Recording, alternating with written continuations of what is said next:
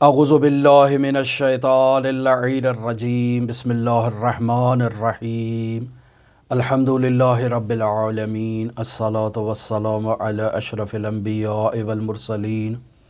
وعلی آلہ طیبین الطاہرین المعصومین الذین اذہب اللہ عنہم الرجس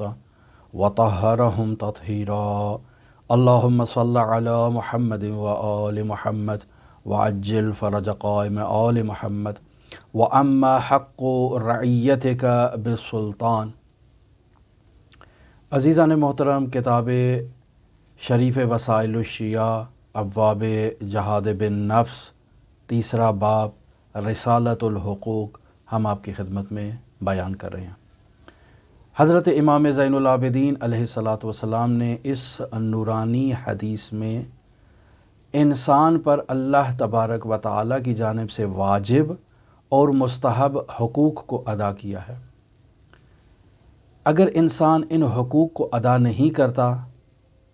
تو وہ یقین کر لے کہ اللہ کا مقرب بندہ نہیں بن سکتا۔ اللہ کا تقرب حاصل کرنے کے لیے ایک مؤمن پر لازم ہے کہ وہ ان 51 حقوق کی پاسداری کرے جو اس پر فرض ہیں یا مستحب ہیں، اور انہی حقوق کی پاسداری کے نتیجے میں معاشرہ مدینہ فاضلہ بن سکتا ہے۔ ہماری یہ ذمہ داری ہے کہ ہم ان حقوق کو معاشرے میں عام کریں۔ اپنے بچوں کی جب تربیت کرتے ہیں تو اس تربیت کے دوران انہیں ان حقوق کی تعلیم دیں۔ سکولوں میں، کالجز میں، یونیورسٹیوں میں، مدرسوں میں ان حقوق کی تعلیم دینی چاہیے۔ بتانا چاہیے کہ یہ حقوق ہیں اور ان حقوق کی رعایت کرنا بسا اوقات واجب ہے، بسا اوقات مستحب ہے، اور ان واجب اور مستحب حقوق کی رعایت کرتے ہی معاشرہ مدینہ فاضلہ بن سکتا ہے۔ ہمارا معاشرہ بھی رول ماڈل بن سکتا ہے۔ ہم مغرب کے معاشرے کو اپنے لیے آئیڈیل معاشرہ تصور کرتے ہیں، اپنے معاشرے کو اچھا معاشرہ نہیں سمجھتے۔ اس کی بنیادی وجہ یہی ہے کہ ہمارے معاشرے میں اقدار پامال کیے جاتے ہیں، حقوق پامال کیے جاتے ہیں، ہمارے معاشرے میں حقوق کا خیال نہیں رکھا جاتا۔ یہاں اس موقع پر امام زین العابدین علیہ الصلاۃ والسلام رعیت کا حق ادا کر رہے ہیں اور حق بیان کر رہے ہیں کہ اس رعیت کا بادشاہ پر کیا حق ہے۔ وَأَمَّا حَقُّ رَعِيَّتِكَ بِالسُّلطان، وہ جو رعیت ہے، وہ جو ماتحت تمہارے شخص کام کر رہا ہے، اس رعیت کا اور ماتحت انسان کا سلطان پر کیا حق ہے، امام زین العابدین علیہ الصلاۃ والسلام اسے بیان کریں۔ در واقع یہاں حق رعیت ہے جو سلطان کے لیے ہے، لیکن حق ماتحت بھی ہے کہ جو حاکم کے اوپر یا افسر کے اوپر عائد ہوتا ہے، وہ بھی یہاں سے صادر ہوتا ہے اور یہاں پر بیان ہوتا ہے۔ لہٰذا امام زین العابدین علیہ الصلاۃ والسلام رعیت کے حقوق میں سے ایک حق یہ بیان کر رہے ہیں، فَإِنَّا تَعْلَمْ، یعنی آپ کو علم ہونا چاہیے کہ أَنَّهَا صَارُوا رَعِيَّتِكَ لِضَعْفِهِمْ وَقُوَّتِهِمْ، اے سلطان، اے بادشاہ، اے رئیس، اے سربراہ، جو ادارے کا سربراہ ہے، جو صوبے کا سربراہ ہے، جو ملک کا سربراہ ہے، جو فوج کا سربراہ ہے، جو پولیس کا سربراہ ہے، اے تجھے معلوم ہونا چاہیے کہ یہ تیرے ماتحت افراد، جو تیرے ماتحت ہیں، جو تیرے زیر دست ہیں، جو تیری رعیت شمار ہوتے ہیں، تجھے معلوم ہونا چاہیے کہ یہ تیری رعیت کیوں بنے ہیں، یہ تیری طرح افسر کیوں نہیں بنے، یہ تیرے ماتحت کیوں آ کر واقع ہوئے ہیں۔ اس کی بنیادی وجہ یہ ہے کہ وہ تیری رعیت قرار پائے ہیں، چونکہ وہ کمزور ہیں اور تیرے پاس قوت موجود ہے، طاقت موجود ہے۔ وہ طاقت در واقع توحید افعالی کے تحت اللہ تبارک و تعالی نے تجھے عطا کی ہے۔ تو قوی ہو گیا، تو رئیس ہو گیا، تو سربراہ ہو گیا، تو وزیر اعلیٰ ہو گیا، تو وزیر اعظم ہو گیا، تو جج ہو گیا، تو جو کچھ بھی ہو گیا، تجھے اگر اللہ نے طاقت دی ہے تو تیرے ماتحت افراد جو تیری رعیت کہلائیں گے، جو تیرے زیر دست کہلائیں گے، یہ اس وجہ سے تیرے زیر دست ہیں کہ ان کے پاس وہ علم نہیں ہے جو علم اللہ نے تجھے عطا کیا ہے۔ تو نے زیادہ پڑھا ہے، بڑی بڑی یونیورسٹیوں سے تو پڑھ کے آیا ہے، اس وجہ سے تو بڑے عہدے پر فائز ہے۔ یہ غریب تھے، نہیں ان یونیورسٹیوں میں جا سکے، زیادہ تعلیم حاصل نہیں کر سکے، ان کی معاشرتی مشکلات تھیں، اقتصادی مسائل تھے، زیادہ تعلیم حاصل نہیں کر سکے، اس وجہ سے یہ کمزور رہ گئے اور تو اوپر چلا گیا۔ تو اس وجہ سے ان پر سلطان ہے، تجھے یہ سلطنت حاصل ہے اور یہ تیری رعیت قرار پائے ہیں۔ اس کی بنیادی وجہ یہ طبقاتی نظام ہے۔ یہ بھی ہو سکتا ہے کہ اس کی ایک بنیادی وجہ سفارش ہو، تیرے پاس پارٹی تھی، تیرے پاس جو ہے وہ افراد تھے، تیری سفارش کرنے والے تھے، تجھے اوپر لے جانے والے تھے، تو طاقتوروں کا اعلی کار تھا، انہوں نے تجھے مزید طاقت عطا کی، تجھے مزید پوسٹ عطا کی، مزید بلندی رتبہ عطا کیا۔ ان کے پاس وہ موقعیت نہیں تھی، وہ مقام نہیں تھا، یہ ایسا نہیں کر سکے۔ لہٰذا بس اوقات ایک انسان تعلیم یافتہ بھی ہوتا ہے، بہت پڑھا لکھا ہے، بہت ہی زیادہ قابلیت رکھتا ہے، لیکن اس کے پاس سفارش نہیں تھی کہ جو اس کو سپورٹ کرتی اور وہ کسی ادارے کا سربراہ ہو جاتا، کسی ملک کا سربراہ ہو جاتا۔ لہٰذا ایک ان پڑھ آدمی اس کے اوپر رئیس بن کر بیٹھا ہے۔ تو یہ ہمارے معاشرے کی جو مشکلات ہیں، ان مشکلات کی طرف بھی اشارہ کیا جا سکتا ہے۔ فرما رہے ہیں فَإِن تَعْلَمَ، آپ کو اس بات کا علم ہونا چاہیے کہ أَنَّهُمْ صَارُوا رَعِيَّتِكَ، یہ لوگ تمہاری جو رعیت بنے ہیں، عوام الناس سے ہیں یا چاہے کسی ادارے کے اور کسی جگہ کے ملازم ہیں، تو یہ نیچے والی پوسٹ پر ہیں، رعیت ہیں، عوام ہیں۔ اس کی وجہ یہ ہے کہ یہ کمزور ہیں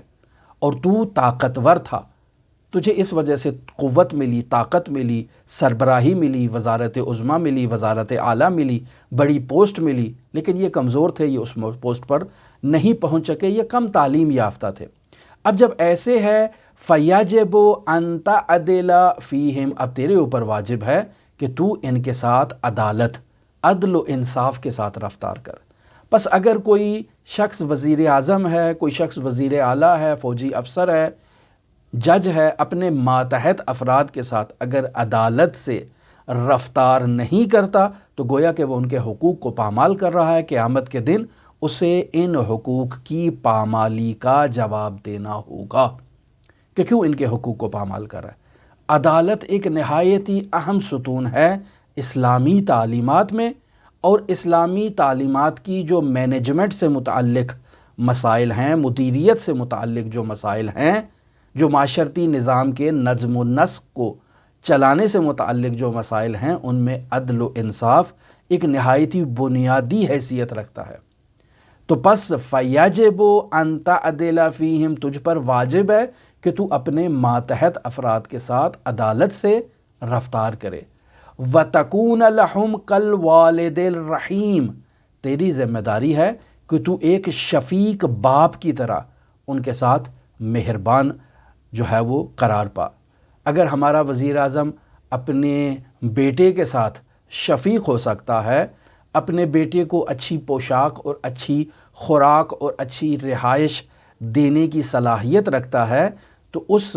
وزیر اعظم کی یہ ذمہ داری ہے کہ پورے ملک کی عوام بھی اس کی اپنی اولاد ہے، اپنے بیٹے ہیں، جو حقوق وہ اپنی اولاد کے ادا کر رہا ہے اور جیسی سہولیات اپنی اولاد کو دے رہا ہے، اس کی ذمہ داری ہے وہی سہولیات اپنی عوام کو بھی دے۔ وہی بجلی کی سہولیات جو وہ اپنی اولاد کو دے رہا ہے وہی عوام کو دے، وہی خوراک کی سہولیات جو وہ اپنی اولاد کو دے رہا ہے وہی سہولیات عوام کو دے، وہی تعلیمی سہولیات جو وہ اپنی اولاد کو دے رہا ہے وہی تعلیمی سہولیات اپنی اولاد کو دے، وہی علاج و معالجے کی طبی سہولیات جو وہ اپنے آپ کو دے رہا ہے وہی تعلیمی اور طبی سہولیات وہ عوام کو بھی دے۔ اور اگر وہ عوام کے ساتھ ایسا عادلانہ جو نظام ہے وہ برقرار نہیں کرتا، عادلانہ سلوک ان کے ساتھ نہیں کرتا، تو ایھا الحاکم اس بات کو جان لو، ایھا السلطان اس بات کو جان لو کہ آپ نے ان کے حقوق کو پامال کیا ہے۔ امام زین العابدین علیہ السلام یہاں فرما رہے ہیں وَتَكُونَ لَهُمْ كَالْوَالِدِ الرَّحِيمِ، تم ان کے لیے ایک مہربان اور شفیق باپ کی طرح بنو اور ان کے لیے ایسا ہی شفیق باپ کا کردار ادا کرو جیسا تم اپنی اولاد کے لیے ادا کرتے ہو۔ خوب، ہمارے گھر میں ہمارے بچے نے ہمارے ساتھ بدتمیزی کر دی ہے، ہماری فلاں چیز اس کے ہاتھ میں آئی، اس نے توڑ دی، میری فلاں گاڑی آج وہ لے گیا، اس نے جا کر ٹکر مار دی اور میری گاڑی کو نیست و نابود کر دیا، میری گاڑی سرکاری تھی۔ آپ تصور کریں کہ آپ وزیر اعظم کے پاس اگر سرکاری گاڑی موجود ہے اور اس کا بیٹا اگر وہ سرکاری گاڑی لے جاتا ہے اور جا کر کہیں ایکسیڈنٹ کر دیتا ہے اور وہ سرکاری گاڑی نیست و نابود ہو جاتی ہے، تو یہاں وزیر اعظم کا کیا رفتار ہوگا؟ کیا اپنے بیٹے کو جیل میں ڈالے گا؟ کیا اپنے بیٹے کو سزا دے گا؟ کیا اس سے وہ گاڑی برآمد کروائے گا؟ نہیں، نہایت ہی والد شفیق اور رحیم کی طرح اس سے برتاؤ کرے گا۔ تو عزیزان محترم، عوام بھی تو آپ ہی کی اولاد ہے۔ اے وزیر اعظم، یہ عوام آپ کی اولاد ہے۔ اگر انہوں نے کوئی سرکاری گاڑی توڑی ہے، اگر انہوں نے کوئی سرکاری اشاروں کو یا سرکاری املاک کو اگر نقصان پہنچایا ہے تو یہ آپ کی اولاد ہے۔ ایسے ہی جیسے آپ اپنی سگی اولاد کے ساتھ برتاؤ کرتے ہیں، شفیق ہوتے ہیں، مہربان ہوتے ہیں، رحم دل ہوتے ہیں، آپ کی ذمہ داری ہے کہ یہاں ان کو موقع دیں، ان سے عطوفت اور رحم دلی سے پیش آئیں، ان کے سر پہ دست شفقت پھیریں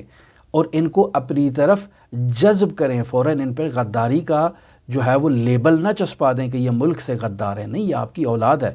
اگر غدار بھی ہے تو آپ کی اولاد ہے۔ آپ کی ذمہ داری ہے کہ اپنی اولاد سے شفقت سے پیش آئیں تاکہ وہ جو غلطی سے انہوں نے اگر کوئی غداری کا ان میں عنصر بھی پایا جا رہا ہے تو وہ اپنی اس غلطی کا جو ہے وہ کفارہ ادا کریں اور سزا بھگتیں جو قانون میں ان کے لیے بیان کی گئی ہے، اور وہ باقاعدہ آپ کی رحمت کو، آپ کی عطوفت کو، آپ کی مہربانی کو لمس کریں، مشاہدہ کریں۔ لہٰذا امام زین العابدین علیہ الصلاۃ والسلام اس بادشاہ سے یہ کہہ رہے ہیں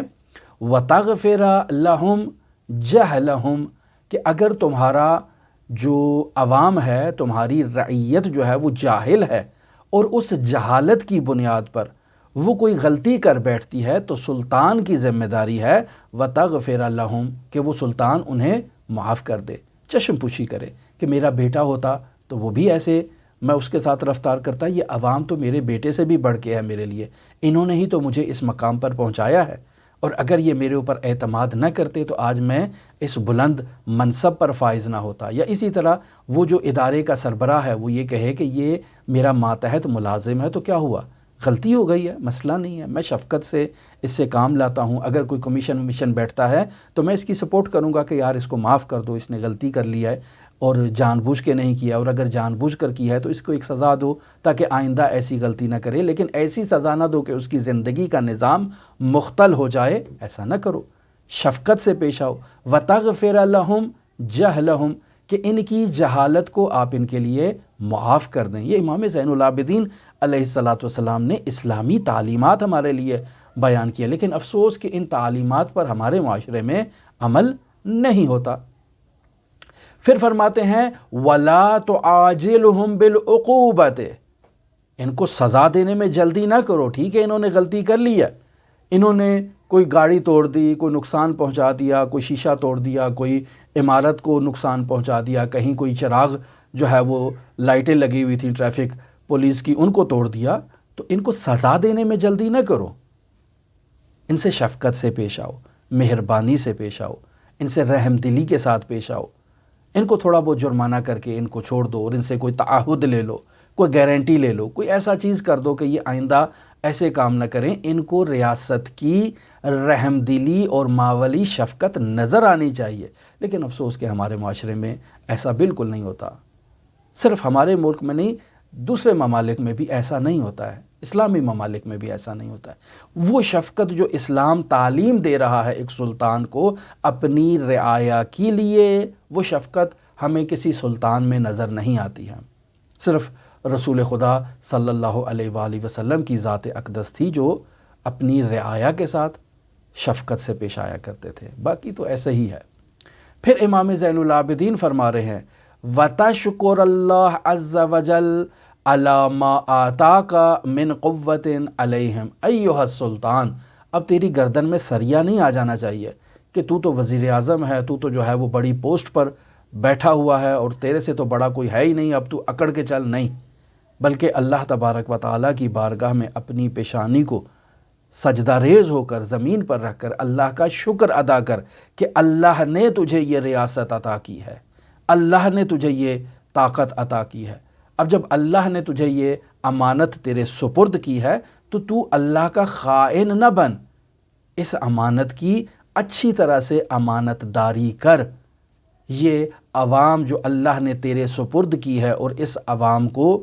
تیرے ماتحت قرار دیا ہے، تیری رعیت قرار دیا ہے، اور تجھے اس عوام کے اوپر سلطنت اللہ تبارک و تعالی نے عطا کی ہے،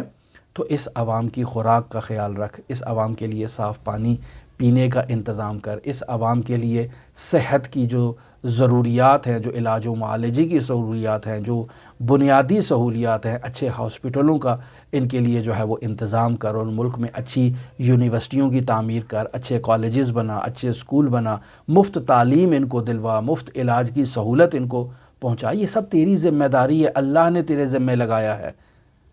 کہ تو اپنی عوام کے ساتھ ایسے ہی شفیق باپ کا کردار ادا کر جیسے تو سمجھے میری اولاد ہے، میری اولاد اگر بیمار ہو جائے تو میں اس کے لیے بہترین علاج کی سہولیات فراہم کروں، میری اولاد اگر بیمار ہو جائے تو بہترین سہولیات، تعلیم کے میدان میں جائیں تو بہترین یونیورسٹی،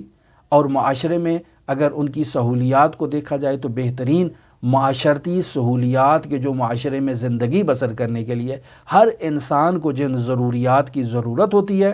میں اپنی اولاد کے لیے تو VIP سہولیات کا قائل ہوں، لیکن عوام کے لیے کچھ نہ، رعیت کے لیے کچھ نہ۔ رعیت جو ہے وہ غلاموں سے بھی بدتر ان کے ساتھ سلوک کیا جائے، دور جاہلیت میں جو غلاموں کے ساتھ کیا جاتا تھا، نہ ان کو بجلی دی جائے، نہ ان کو گیس دیے جائے، نہ ان کو لیے صاف پانی دیا جائے، نہ ان کو علاج کی سہولت دی جائے، نہ ان کو کھانے پینے کی چیزیں فراہم کی جائیں، نہ ان کو سبسڈی دی جائے۔ تو ایسے میں سلطان نے درواقع حق اللہ کو پامال کیا ہے، جو اللہ نے اسے ذمہ داری دی تھی، اس ذمہ داری کے ساتھ اس سلطان نے خیانت کی ہے، لہٰذا قیامت کے دن اس سلطان سے باز پرس کی جائے گی۔ عزیزان محترم، ہمارے گھروں میں، ہمارے عزیز و اقارب میں جو کوئی بھی ہماری گفتگو سن رہا ہے، توجہ کریں کہ میں اپنے گریبان میں جھانک کے دیکھوں کہ میرے ماتحت کتنے افراد ہیں۔ میں یقیناً کسی نہ کسی جگہ پر کوئی ملازمت کر رہا ہوں، میرے ماتحت کوئی ایک آدمی بھی ہو تو اس ایک آدمی کے حقوق میرے اوپر ہیں۔ یہی عین حق جو امام زین العابدین نے رعیت کا سلطان پر حق بیان کیا ہے، میں اسے اپنے گریبان میں جھانک کے دیکھوں کہ کیا میں اپنے ماتحت فرد کے یہ حقوق ادا کر رہا ہوں۔ اگر ادا نہیں کر رہا تو پھر اس خیال کو ذہن سے نکال دیں کہ آپ معرفت باری تعالی میں بلند مرتبے پر فائز ہو سکتے ہیں۔ آپ نے حق کو ادا نہیں کیا جو حق رعیت تھا، لہٰذا مشکلات آپ کا مقدر بنے گی۔ ہماری دعا ہے کہ خداوند متعال ہمیں ان مشکلات سے نجات عطا فرمائے۔ ہماری دعا ہے کہ خداوند متعال ہمیں حق رعیت ادا کرنے کی توفیق عطا فرمائے۔ آپ تمام مؤمنین کے لیے امام علی ابن موسیٰ الرضا علیہ الاف و تحیت و ثنا کی نورانی بارگاہ میں نائب الزیارہ بھی ہیں اور دعا کو بھی ہیں۔ اللہم صلی علی محمد و آل محمد وعجل فرج قوائم آل محمد۔